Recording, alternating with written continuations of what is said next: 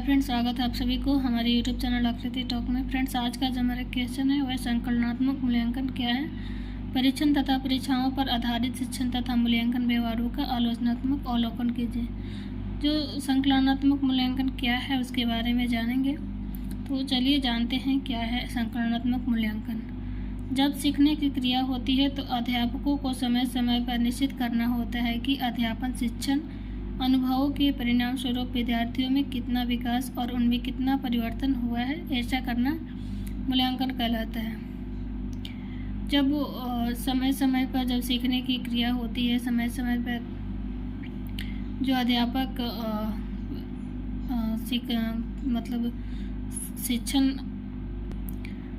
शिक्षण अनुभव के परिणाम स्वरूप जो स्टूडेंट्स होते हैं उनमें कितना विकास हुआ है, कितना प्रोग्रेस हुआ है, उसमें जो है उनमें कितना परिवर्तन हुआ है, ऐसा जो करना होता है उसे मूल्यांकन कहते हैं।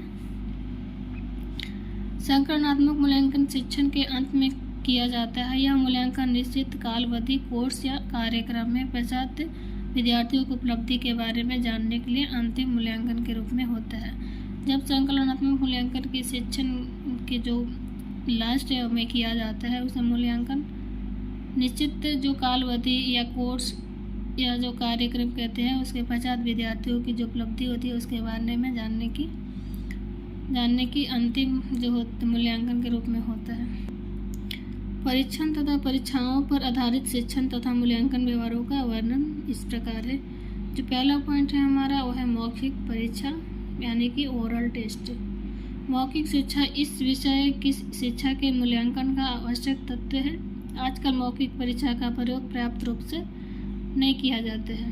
विद्यार्थी के ज्ञान का जांच करने के लिए तथा प्रस्तुतिकरण के समय मौखिक प्रश्न पूछना चाहिए। इससे विद्यार्थी न केवल सतर्क और सावधान रहते हैं अपितु उनकी मानसिक क्रिया भी तीव्र होती है। शिक्षक भी जान सकते हैं कि विद्यार्थी पढ़ाई में ध्यान दे रहे हैं या नहीं। कुछ विद्यार्थी मौखिक प्रश्नों का उत्तर देने का संकोच करते हैं, इसलिए उन्हें मौखिक प्रश्नों के उत्तर देने के लिए उत्साहित करना चाहिए।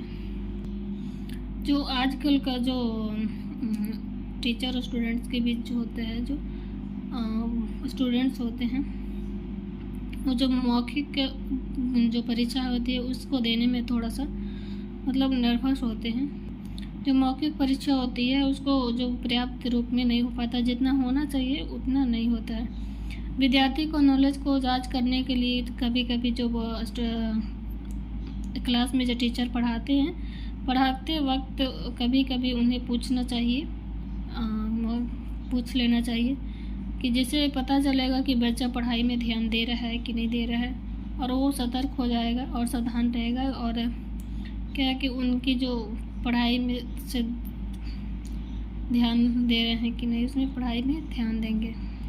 और कुछ स्टूडेंट्स जो होते हैं वो जो मौखिक टेस्ट होता है उसको उत्तर देने में संकोच करते हैं, और जो इसलिए उन्हें जो मौखिक प्रश्न होता है उनको देने के लिए उनको उत्साहित करना चाहिए।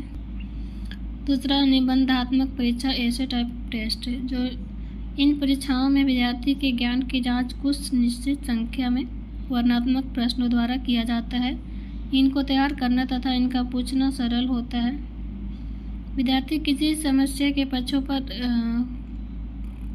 पर अपने विचार विस्तारपूर्वक व्यक्त कर सकते हैं। इन परीक्षाओं का प्रयोग सामाजिक, राजनीतिक तथा आर्थिक वातावरण से संबंधित अभिरुचियों की जांच करने के लिए किया जाता है। इनमें विद्यार्थियों को अपने विचारों को अभिव्यक्त तथा उत्तर देने की स्वतंत्रता होती है।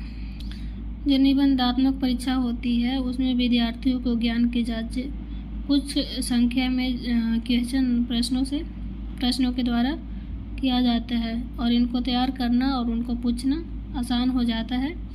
विद्यार्थी जो होते हैं कभी भी किसी भी समस्या के पक्षों पर अपने विचार को विस्तारपूर्वक व्यक्त कर सकते हैं। और इसमें क्या होता है कि जो विद्यार्थी होते हैं इनमें विद्यार्थियों को अपने विचारों के व्यक्ति और उत्तर देने की स्वतंत्रता हो जाती है। और तीसरा है वस्तुनिष्ठ परीक्षा। Objective type test. ये परीक्षाएं मूल्यांकन की नवीनतम विधियों में से है। ये परीक्षाएं दो प्रकार की होती है। पहला है प्रमाणित और दूसरा अप्रमाणित परीक्षाएं। सबसे पहले में हम प्रमाणित जो परीक्षा होती है उसके बारे में जान। प्रमाणित परीक्षाओं के प्रश्न विशेषज्ञों द्वारा तैयार किए जाते हैं और उनकी विश्वसनीयता तथा विषय अनुकूलता प्रमाणित होती है। उनकी प्रतिक्रियाएं निश्चित तथा उनके अंक लगाने के लिए कुंजियां बनी होती है। प्रमाणित वस्तुनिष्ठ परीक्षाएं 4 प्रकार की होती हैं। जो प्रमाणित वस्तुनिष्ठ परीक्षा है वो 4 प्रकार की होती हैं।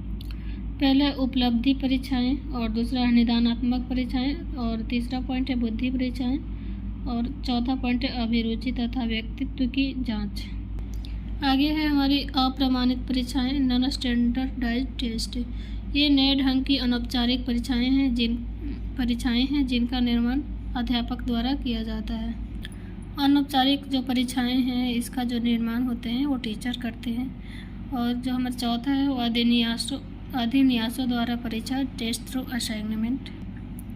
अधिन्यास श्रेणी में किए गए शिक्षण एक पूरक होता है। यह काम विद्यार्थियों से स्वतंत्रता पूर्वक घर पर करने के लिए दिया जाता है। जो अधिन्यास श्रेणी में के जो शिक्षण होते हैं उसका पूरक है, और ये जो काम है स्टूडेंट्स को अपने घर पे ही आसानी से स्वतंत्रतापूर्वक घर पे कर सकते हैं। प्रत्येक अधिन्यास अध्यापक द्वारा सावधानी से तैयार किया जाता है। विद्यार्थियों को संकेत पुस्तकों तथा पत्रिकाओं के अध्यापक द्वारा निश्चित अंशों का अध्ययन करना होता है। इसके लिए समय भी निश्चित होता है। स्कूलों में विद्यार्थियों को दैनिक अथवा मासिक अधिन्यासों के स्थान पर साप्ताहिक अधिन्यास अच्छे रहते हैं।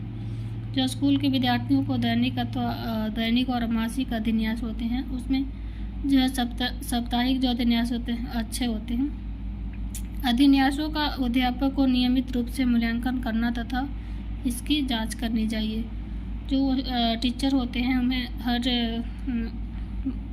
प्रतिदिन जो है मूल्यांकन करना तथा उसकी जांच करनी चाहिए। और 5वां है संचित अभिलेख परीक्षाएं, क्यूमुलेटिव रिकॉर्ड टेस्ट। विद्यार्थी की योग्यता और कुशलता की जांच करने के लिए अकेली वार्षिक परीक्षा पर्याप्त नहीं है। जो विद्यार्थी की जो योग्यता और कुशलता है उसको जांच करने के लिए जो एक वार्षिक परीक्षा काफ़ी नहीं है। इस लक्ष्य की प्राप्ति के लिए संचित अभिलेख के कार्डों का प्रयोग किया जाता है। इस प्रकार का कार्ड प्रत्येक छात्र के लिए तैयार किया जाता है। इससे हमें यह पता चलता है कि किसी विशेष दिन, सप्ताह, मास अथवा वर्ष के विद्यार्थी को क्या काम किया है। जो कार्ड हर छात्र के लिए जो कार्ड तैयार किया जाता है उससे पता चलता है कि जो किसी भी विशेष दिन, सप्ताह और मास अथवा विद्यार्थी को क्या काम किया है इसे पता चलता है। इसमें विद्यार्थियों को जीवन के पक्षों तथा शिक्षा के विभिन्न स्तरों पर उसकी शारीरिक, बौद्धिक, सामाजिक तथा भावात्मक व्यवस्थाओं पर पता चलता है। विद्यार्थी जब एक स्कूल से दूसरे स्कूल में जाता है तो कार्ड भी उसके साथ भेज दिया जाता है। जब स्टूडेंट्स दूसरे स्कूल में एडमिशन करवाने जाते हैं तो उनके साथ जो कार्ड बने रहते हैं उनके साथ भेज दिया जाता है। ये थी हमारी आज की टॉपिक। आई होप ये वीडियो आप लोगों को पसंद आई हो तो प्लीज़ चैनल को सब्सक्राइब कीजिए, लाइक कीजिए, कमेंट कीजिए और बेल आइकन पे प्रेस कीजिए ताकि हर वीडियो का नोटिफिकेशन आपको समय पे मिल सके। Thank you.